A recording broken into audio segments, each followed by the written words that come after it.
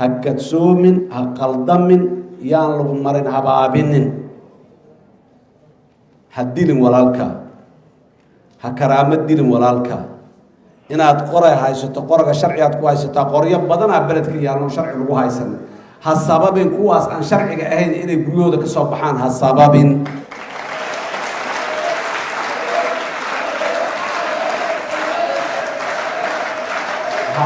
wiilka Soomaaliyeed iyo sarkaalka Soomaaliyeed ee ciidamada qalabka sida ka tirsan ayaan fariintaas u diraya koow wiilasha iyo gabdhaha Soomaaliyeed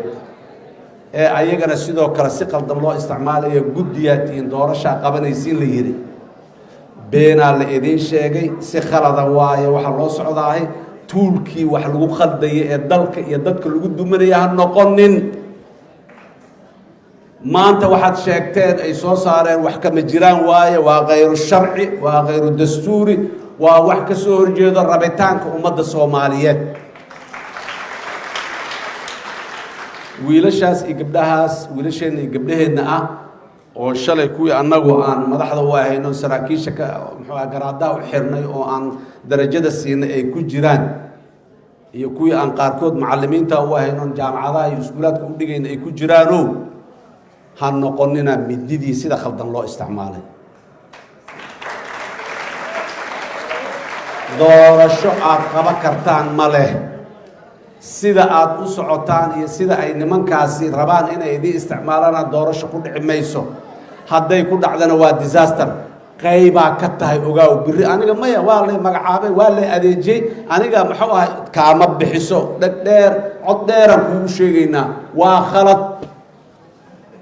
biri kaama bixiso waa la magacaabay waa la soo yeelay inta la iga keenay sharci darro waaye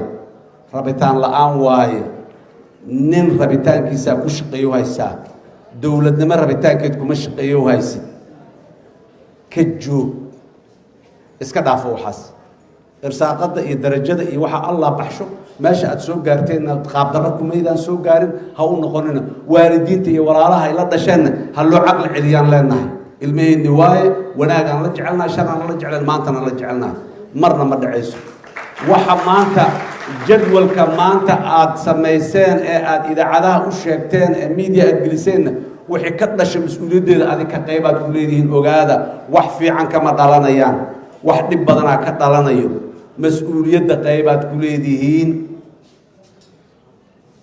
haddii qof tuuri inta qaato ku dhufto